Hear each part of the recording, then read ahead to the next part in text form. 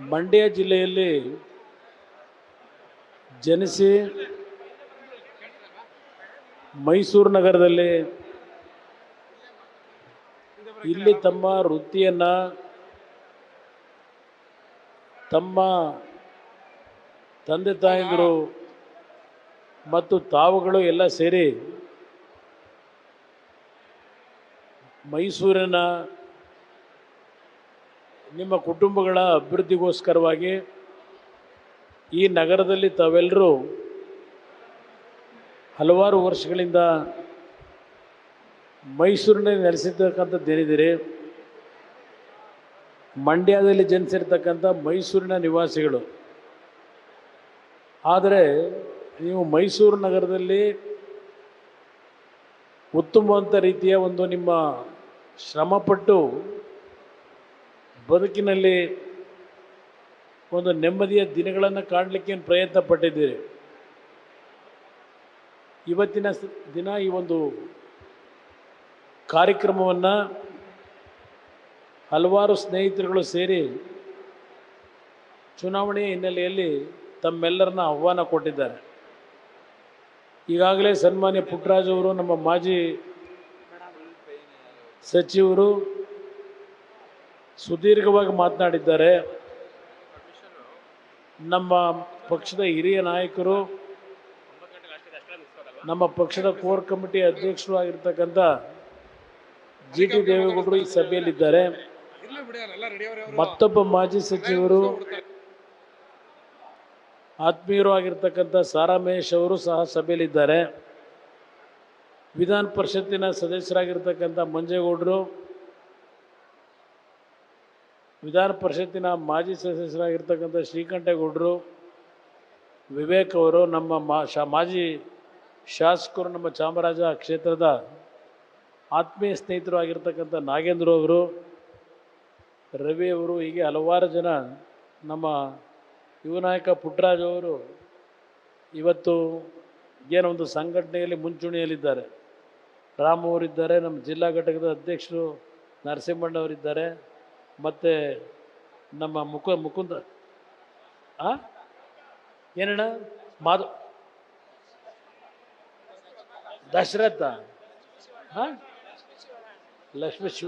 ಶಿವಣ್ಣ ಅವರು, ಲಕ್ಷ್ಮೀ ಶಿವಣ್ಣ ಅವ್ರ ಅಕ್ಕ ಅವರು, ಶ್ರೀಧರ, ನಮ್ಮ ನಗರದ ಅತ್ಯಂತ ಸ್ವಲ್ಪ ಆ್ಯಕ್ಟಿವ್ ಆಗಿರತಕ್ಕಂಥದ್ದು, ಹಲವಾರು ನನ್ನ ಬೆಳೆಸಿರ್ತಕ್ಕಂಥ ನಾಯಕರುಗಳೆಲ್ಲ ಇಲ್ಲಿದ್ದೀರಿ. ಯಾರೂ ಅನ್ಯತಾ ಭಾವಿಸಬೇಡಿ. ಶಿವಣ್ಣ ನಮ್ಮ ಹಳೆ ಸ್ನೇಹಿತರು ಇದ್ದಾರೆ, ಎಲ್ಲರಲ್ಲಿ ಕ್ಷಮೆ ಕೋರ್ತೇನೆ. ಜೊತೆಗೆ ಇವತ್ತು ತಾವೆಲ್ಲರೂ ಇಷ್ಟೊಂದು ಬೃಹತ್ ಸಂಖ್ಯೆಯಲ್ಲಿ ಈ ಕಾರ್ಯಕ್ರಮದಲ್ಲಿ ಭಾಗವಹಿಸಿ ನಮ್ಮ ಹಿತೈಷಿಗಳ ಮನವಿ ಮೇರೆಗೆ ಏನು ಬಂದಿದ್ದೀರಿ, ನಮ್ಮ ಹಿತೈಷಿಗಳ ಜೊತೆಗೆ ನೀವು ನನಗೆ ಆಶೀರ್ವಾದ ಮಾಡಿ ಶಕ್ತಿಯನ್ನು ತುಂಬಬೇಕು ಅಂತಕ್ಕಂಥ ಒಂದು ಸಂಕಲ್ಪವನ್ನು ನೀವೆಲ್ಲ ಇಟ್ಕೊಂಡಿದ್ದೀರಿ ಅನ್ನೋದು ಗೊತ್ತು ನನಗೆ. ಇವತ್ತು ಮೈಸೂರಿನಲ್ಲಿ ತಾವೆಲ್ಲರೂ ನೆಲೆಸಿದ್ರು, ಬಹುಶಃ ನೀವು ಯಾರು ಹುಟ್ಟಿದ ಊರನ್ನು ಮರಿದೇ ಇರತಕ್ಕಂಥವರು, ಹುಟ್ಟಿದ ಊರನ್ನ ನಿಮ್ಮ ಹಿತೈಷಿಗಳು, ಸ್ನೇಹಿತರು, ಸಂಬಂಧಿಕರನ್ನ ಪ್ರತಿನಿತ್ಯ ಅವರ ಸಂಪರ್ಕದಲ್ಲಿ ಇರ್ತಕ್ಕಂಥವ್ರೆ. ಹಲವಾರು ಕುಟುಂಬದಲ್ಲಿ ತಂದೆ ತಾಯಂದಿರು ಹಳ್ಳಿಯಲ್ಲೇ ಇದ್ದಾರೆ, ಇನ್ನು ಕೆಲವರು ಇಲ್ಲೇ ಬಂದು ನೆಲೆಸಿದ್ದಾರೆ. ಇವತ್ತಿನ ಈ ಒಂದು ಚುನಾವಣೆ ಹಣಬಲದ ಜನಬಲದ ಚುನಾವಣೆ. ಈಗಾಗಲೇ ತಮ್ಮೆಲ್ಲರಿಗೆ ಮಂಡ್ಯದಲ್ಲಿ ರಾಜಕೀಯದ ಬೆಳವಣಿಗೆಗಳು ಏನೇನಾಗಿದೆ, ಇವತ್ತಿನ ಚುನಾವಣೆಯ ಹಿನ್ನೆಲೆ ಏನು ಅಂತಕ್ಕಂಥದ್ದು ತಮ್ಮೆಲ್ಲರ ಗಮನದಲ್ಲಿದೆ. ನೀವೆಲ್ಲ ಬುದ್ಧಿವಂತರಿದ್ದೀರಿ. ಮೈಸೂರಿನ ಈ ಒಂದು ಸಾಂಸ್ಕೃತಿಕ ನಗರದಲ್ಲಿ ತಾವೆಲ್ಲ ಏನು ವಾಸ ಮಾಡ್ತಾ ಇದ್ದೀರಿ, ನಾಡಿನಲ್ಲಿ ಆಗು ಹೋಗ್ತಾ ಇರ್ತಕ್ಕಂಥ ಎಲ್ಲ ಬೆಳವಣಿಗೆಗಳ ಬಗ್ಗೆ ನಿಮ್ಮಲ್ಲಿ ಮಾಹಿತಿಗಳಿರುತ್ತೆ. ಈಗಾಗಲೇ ಪುಟ್ಟರಾಜು ಅವರು ಸುದೀರ್ಘವಾಗಿ ಮಾತನಾಡಿದ್ದಾರೆ. ನಾನು ಸಹ ಹೆಚ್ಚಿನ ಭಾಷಣ ಮಾಡಲಿಕ್ಕೆ ಹೋಗಲ್ಲ ಈಗ. ಯಾಕೆಂದರೆ ನಾನು ಮತ್ತೆ ಬೆಳಗ್ಗೆ ನಾನು 8 ಗಂಟೆಗೆ ಶಿವಮೊಗ್ಗಗೆ ಹೋಗಿ ಶಿವಮೊಗ್ಗದಲ್ಲಿ ಯಡಿಯೂರಪ್ಪನವರ ಪುತ್ರ ನಾಮಪತ್ರ ಏನು ಸಲ್ಲಿಸಬೇಕಾಗಿತ್ತು, ಅವರ ಸಭೆಯಲ್ಲಿ ಭಾಗವಹಿಸಿ KR ನಗರದಲ್ಲಿ ಸಾರಾಮಹೇಶ್ವರ ನೇತೃತ್ವದಲ್ಲಿ ಅಲ್ಲಿ ಒಂದು ಸಾಯಂಕಾಲ ಒಂದು ಪ್ರಚಾರ ಸಭೆ ಏನಿತ್ತು, ಇಷ್ಟೆಲ್ಲ ಇವತ್ತು ಬೆಳಗ್ಗೆಯಿಂದ ಶ್ರಮ ಹಾಕಿ ಈಗ ಇಲ್ಲಿ ನಿಮ್ಮನ್ನು ಭೇಟಿ ಮಾಡಲಿಕ್ಕೆ ಏನು ಬಂದಿದ್ದೇನೆ. ಬಹುಶಃ ನೀವು ಇಲ್ಲಿ ಇರ್ತಕ್ಕಂಥವರು ಮನಸ್ಸು ಮಾಡಿದ್ರೆ ನೀವು ಸ್ವಲ್ಪ ಒಂದು 4-5 ದಿವಸ ನನಗೋಸ್ಕರ ಒಂದು ಶ್ರಮ ಹಾಕಿದ್ರೆ ಮಂಡ್ಯದಲ್ಲಿ ದೊಡ್ಡ ಮಟ್ಟದಲ್ಲಿ ನನಗೆ ಗೆಲ್ತಕ್ಕಂಥದ್ದಕ್ಕೆ ಅವಕಾಶಗಳು ನಿಮ್ಮ ಆಶೀರ್ವಾದದಿಂದ ನಿಮ್ಮ ಶ್ರಮದಿಂದ ನನಗಾಗಬೇಕಾಗಿದೆ. ಇವತ್ತು ಮಂಡ್ಯ ಜಿಲ್ಲೆಯಲ್ಲೂ ಹಲವಾರು ರೀತಿಯ ಸಮಸ್ಯೆಗಳನ್ನು ಹಲವಾರು ವರ್ಷಗಳಿಂದ ಏನು ನೋಡ್ತಾ ಇದ್ದೇವೆ. ಇವತ್ತು ಈ ಸರ್ಕಾರ ಬಂದ ನಂತರ ಮಂಡ್ಯ ಜಿಲ್ಲೆಯಲ್ಲಿ ನಮ್ಮ ರೈತರು ನಂಬಿರ್ತಕ್ಕಂಥ ಒಂದು ವ್ಯವಸಾಯವನ್ನು ಮಾಡ್ತಕ್ಕಂಥ ನಿಟ್ಟಿನಲ್ಲಿ ಈ ಸರ್ಕಾರದ ಕೆಲವು ತೀರ್ಮಾನಗಳು ನಮ್ಮ ರೈತರನ್ನು ಸಂಕಷ್ಟಕ್ಕೆ ದೂಡಿದ್ದಾರೆ. ಈಗಾಗಲೇ ಒಂದು ಕಡೆ ಬರಗಾಲ, ಮತ್ತೊಂದು ಕಡೆ ಈ ಬಾರಿ ನಮ್ಮ ರೈತರಿಗೆ ಮುಂಗಾರು ಪ್ರಾರಂಭ ಆಗ್ತಕ್ಕಂಥ ಸಂದರ್ಭದಲ್ಲೇ ನಮ್ಮ ಮಂಡ್ಯ ಜಿಲ್ಲೆಯ ಕೃಷಿ ಸಚಿವರು ಈ ಬಾರಿ ಯಾರೂ ಭತ್ತ ನಾಟಿ ಮಾಡಬೇಡಿ ಅಂತೇಳಿ ಮೊದಲೇ ಆದೇಶನೂ ಮಾಡಿಬಿಟ್ರು. ನಿಮಗೆ ಕೆಲವು ಕಬ್ಬಿನ ಬೆಳೆ ಏನು ಹೊಲದಲ್ಲಿದೆ, ನಾನು ಮೊನ್ನೆ ಮಳವಳ್ಳಿ ಮತ್ತು ಮದ್ದೂರು KR ಪೇಟೆ ಭಾಗದಲ್ಲಿ ಗಮನಿಸಿದಂಥದ್ದು, ಹಲವಾರು ಭಾಗದಲ್ಲಿ ಕಬ್ಬು ಇವತ್ತೇನು ಬೆಳೆದಿತ್ತು ಅದೆಲ್ಲ ಒಣಗಿ ಮತ್ತೆ ಬೆಂಕಿ ಇಡ್ತಕ್ಕಂಥ ಒಂದು ವಾತಾವರಣ ನಿರ್ಮಾಣ ಆಗಿದೆ. ಏನೋ ಇವತ್ತೇನೋ ಸ್ವಲ್ಪ ಮಳೆ ಸುಮಾರಾಗೆಲ್ಲೋ ಆಗಿದೆ, ಅಲ್ಲಲ್ಲೇ ಮಳೆ ಬಂದಿದೆ. ಇವತ್ತು ಇನ್ನು ಮುಂದಿನ 5 ದಿನ ನಿಮ್ಮ ಇಲ್ಲಿಯ ಕೆಲಸ ಕಾರ್ಯಗಳು ಏನೇ ಇರಲಿ, ಇವತ್ತು ನಮ್ಮ ಮೇಕೆದಾಟಿನ ವಿಷಯ ಇರ್ಬೋದು, ಕಾವೇರಿ ನೀರಿನ ವಿಷಯ ಇರ್ಬೋದು, ಮಂಡ್ಯದ ಅಭಿವೃದ್ಧಿ ಅಂತಕ್ಕಂಥದ್ದು ಸ್ವಾತಂತ್ರ್ಯ ಬಂದು 77 ವರ್ಷಗಳಾದರೂ ಬೇರೆ ರಾಜ್ಯದ ಬೇರೆ ಜಿಲ್ಲೆಗಳಿಗೆ ಹೋಲಿಕೆ ಮಾಡಿದ್ರೆ ಮಂಡ್ಯ ಜಿಲ್ಲೆಯ ಅಭಿವೃದ್ಧಿ ನಿಮ್ಮ ನಿರೀಕ್ಷೆಗೆ ಆಗಿಲ್ಲ ಅಂತಕ್ಕಂಥದ್ದು ನಾನು ಅಲ್ಲಿಯ ಪರಿಸ್ಥಿತಿಗಳನ್ನು ನೋಡಿದಾಗ ಕಂಡಿದ್ದೇನೆ. ಕಳೆದ ಬಾರಿ ನಾನು 14 ತಿಂಗಳು ಮುಖ್ಯಮಂತ್ರಿ ಆದಾಗ ಮಂಡ್ಯದ ಅಭಿವೃದ್ಧಿಗೆ ಹಲವಾರು ತೀರ್ಮಾನಗಳನ್ನು ತೆಗೆದುಕೊಂಡೆ. ಆದರೆ ಸರ್ಕಾರ ಹೋದಂಥ ಒಂದು ಸಮಯ ನಾನು ತೆಗೆದುಕೊಂಡಂಥ ನಿರ್ಣಯಗಳೆಲ್ಲ ಸ್ಥಗಿತಗೊಂಡು ಮುಂದಿನ ಬಂದಂಥ ಸರ್ಕಾರಗಳು.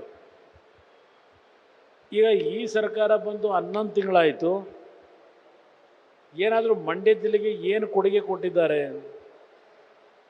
ಮೈ ಶುಗರ್ ಕಾರ್ಖಾನೆಯನ್ನು ಪುನಶ್ಚೇತನಗೊಳಿಸ್ತೀವಿ ಅಂತ ಹೇಳಿ ಬಜೆಟಲ್ಲಿ ಪುಸ್ತಕದಲ್ಲಿ ಓದಿದ್ರು.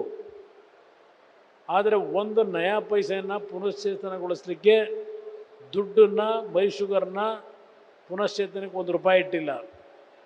ಅದು ಕೇವಲ ಘೋಷಣೆ ಮಾಡಿದ್ದಾರೆ. ನಾನು 2018 ಮುಖ್ಯಮಂತ್ರಿ ಆದಾಗ 400 ಕೋಟಿ ರೂಪಾಯಿಗಳ ವೆಚ್ಚದಲ್ಲಿ ಹೊಸ ಕಾರ್ಖಾನೆಯನ್ನು ನಿರ್ಮಾಣ ಮಾಡಬೇಕು ಅಂತ ಹೇಳಿ ಮೊದಲನೇ ಕಂತು 100 ಕೋಟಿ ಹಣವನ್ನು ಬಜೆಟಲ್ಲಿ ಬಿಡುಗಡೆ ಮಾಡಿದ್ದೆ. ಆದರೆ ಮುಂದೆ ಬಂದ ಸರ್ಕಾರಗಳು ಅದನ್ನು ಹಾಗೆ ನಿಲ್ಲಿಸಿದ್ದಾರೆ. ನಾನು ಅವೆಲ್ಲ ವಿಷಯಗಳನ್ನ ಹೇಳಲಿಕ್ಕೆ ಹೋಗೋದಿಲ್ಲ. ಆದರೆ ಒಂದು ನಿಮ್ಮಲ್ಲಿ ಮನವಿ ಮಾಡ್ತೇನೆ, ನಿಮ್ಮೆಲ್ಲರ ಒಂದು ಶ್ರಮದಿಂದ ಇವತ್ತು ಆ ಜಿಲ್ಲೆಯ ಅಭಿವೃದ್ಧಿಗೆ ನನ್ನದೇ ಆದಂಥ ಕೆಲವು ಮನಸ್ಸಿನಲ್ಲಿ ಕಲ್ಪನೆಗಳನ್ನು ಏನಿಟ್ಕೊಂಡಿದ್ದೇನೆ. ನನಗೆ 5 ವರ್ಷದ ಅವಧಿಯಲ್ಲಿ ಕೇಂದ್ರದಲ್ಲಿ ಇವತ್ತೇನು ಸನ್ಮಾನ್ಯ ದೇವೇಗೌಡರ ಬಗ್ಗೆ ನರೇಂದ್ರ ಮೋದಿಯವರು ಆತ್ಮೀಯವಾದಂಥ ಸಂಬಂಧ ಇಟ್ಕೊಂಡಿದ್ದಾರೆ.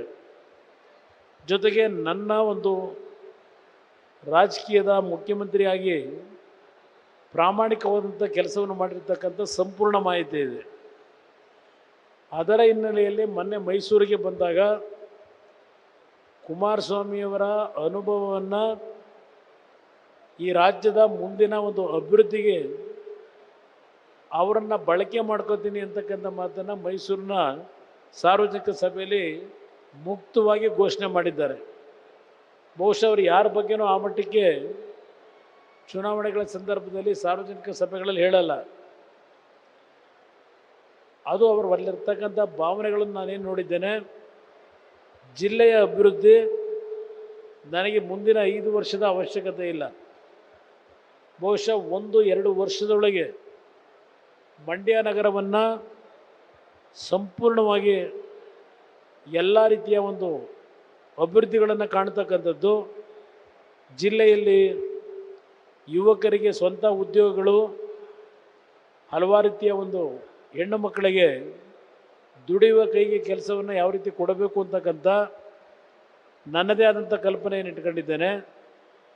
ನೀವು ಈ ಬಾರಿ, ಯಾಕೆಂದರೆ ನಾನು ಮಂಡ್ಯದಲ್ಲಿ ನಿಲ್ಲಬೇಕು ಅಂತ ಇದ್ದವನಲ್ಲ, ಪುಟ್ಟರಾಜು ಅವ್ರನ್ನ ಅಭ್ಯರ್ಥಿ ಮಾಡಬೇಕು ಅಂತ ಇದ್ದವನು ನಾನು. ಅವರೆಲ್ಲ ಸೇರಿ ನಿಖಿಲ್ ಕುಮಾರಸ್ವಾಮಿನ ಪ್ರಯತ್ನ ಪಟ್ಟರು, ಅವರು ನಿಲ್ಲಕ್ಕೆ ತಯಾರಾಗಲಿಲ್ಲ.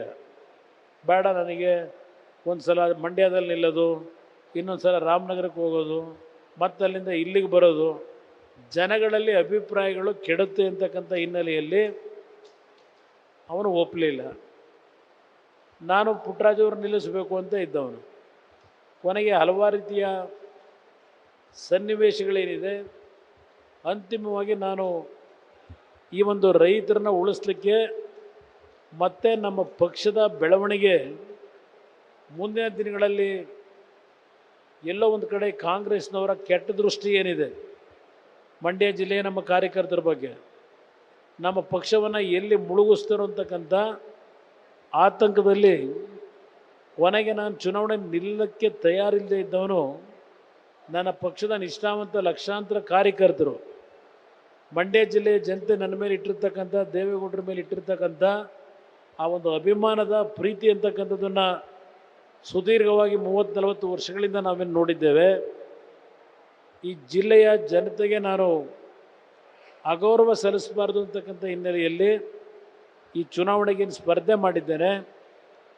ನಿಮ್ಮ ಒಂದು ಶ್ರಮ, ನಿಮ್ಮ ಆಶೀರ್ವಾದ ಈ ಚುನಾವಣೆಯಲ್ಲಿ ನೀವು ಈ ಪಕ್ಷಕ್ಕೆ ನೀಡಿದರೆ ಜಿಲ್ಲೆಯ ಸಮಗ್ರ ಅಭಿವೃದ್ಧಿ ಅಷ್ಟೇ ಅಲ್ಲ, ರಾಜ್ಯದಲ್ಲಿ ಹಲವಾರು ಸಮಸ್ಯೆಗಳನ್ನು ಬಗೆಹರಿಸ್ತಕ್ಕಂಥ ನಿಟ್ಟಿನಲ್ಲಿ ನರೇಂದ್ರ ಮೋದಿಯವರು ಪ್ರಧಾನಮಂತ್ರಿಗಳಾಗ್ತಕ್ಕಂಥದ್ದೇನಿದೆ, ಎಲ್ಲ ರೀತಿಯ ರಾಜ್ಯದ ಸಮಸ್ಯೆಗಳಿಗೆ ಪರಿಹಾರವನ್ನು ತರಲಿಕ್ಕೆ ನಿಮ್ಮ ಶಕ್ತಿಯನ್ನು ರಾಜ್ಯದ ಅಭಿವೃದ್ಧಿಗೆ ದಾರೆ ಎರಿತಿನ ಹೊರತು ನಾನು ವೈಯಕ್ತಿಕವಾಗಿ ಯಾವುದೇ ರೀತಿಯ ದುರ್ಬಳಕೆ ಮಾಡ್ಕೊಳ್ತಕ್ಕಂಥ ಪ್ರಶ್ನೆ ಇಲ್ಲ.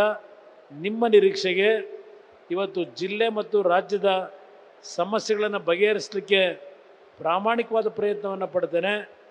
ನಾನು ಸುದೀರ್ಘವಾಗಿ ಮಾತನಾಡಲಿಕ್ಕೆ ಹೋಗಲ್ಲ, ಯಾಕೆಂದರೆ 9 ಗಂಟೆಗೆ ಸಮಯ ನೀವು ತೆಗೆದುಕೊಂಡಿದ್ದೀರಿ. ಅದರಿಂದ ನಿಮ್ಮಲ್ಲಿ ಕೈ ಜೋಡಿಸಿ ಮನವಿ ಮಾಡ್ತೇನೆ, ನಿಮ್ಮ ಆಶೀರ್ವಾದ. ದೇವೇಗೌಡರು 91 ವರ್ಷದಲ್ಲಿ ಈಗಲೂ ಈ ಪಕ್ಷ ಉಳಿಸಬೇಕು ಅಂತ ಏನು ಓಡಾಡ್ತಾ ಇದ್ದಾರೆ, ಅವರಿಗೆ ಇರ್ತಕ್ಕಂಥ ಒಂದು ಸಮಸ್ಯೆಗಳ, ಆರೋಗ್ಯದ ಸಮಸ್ಯೆಗಳ ನಡುವೆ ಇವತ್ತು ಇಂಥ ಪರಿಸ್ಥಿತಿನಲ್ಲಿ ಮಂಡ್ಯ ಜಿಲ್ಲೆಯಲ್ಲಿ ಕಳೆದ ಬಾರಿ ಜಿಲ್ಲೆಯ ಜನತೆ ಸಂಪೂರ್ಣವಾಗಿ ಆಶೀರ್ವಾದ ಮಾಡಿದ್ದೀರಿ. ಇವತ್ತು ನನಗೆ ಕುರುಕ್ಷೇತ್ರದ ಅಂತಿಮವಾಗಿ ಚಕ್ರವ್ಯೂಹಕ್ಕೆ ಪ್ರವೇಶ ಮಾಡಿ ಚಕ್ರವ್ಯೂಹದಿಂದ ಯಶಸ್ಸಾಗಿ ಹೊರಗೆ ಬರಲಿಕ್ಕೆ ನಿಖಿಲ್ ಕುಮಾರಸ್ವಾಮಿಗೆ ಆಗಲಿಲ್ಲ. ಏನೋ ದೈವೇಚ್ಛೆ ಇರಬೇಕು.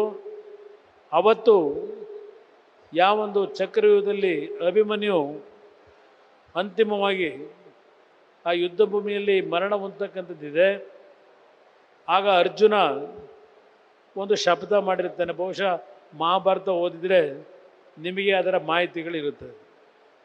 ನಾನೇನು ನಿಲ್ಲಬೇಕು ಅಂತ ಇದ್ದವನಲ್ಲ.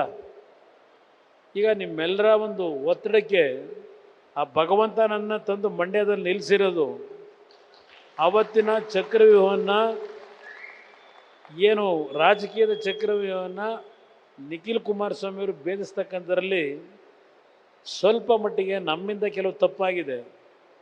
ಬಹುಶಃ ಈ ಚುನಾವಣೆಯಲ್ಲಿ ನಿಮ್ಮೆಲ್ಲರ ಶ್ರಮದ ಆಶೀರ್ವಾದದೊಂದಿಗೆ ಒಂದು ಹೊಸ ತಿರುವು ಈ ರಾಜಕೀಯದಲ್ಲಿ ಮಂಡ್ಯದಿಂದಲೇ ಪ್ರಾರಂಭ ಆಗ್ತದೆ.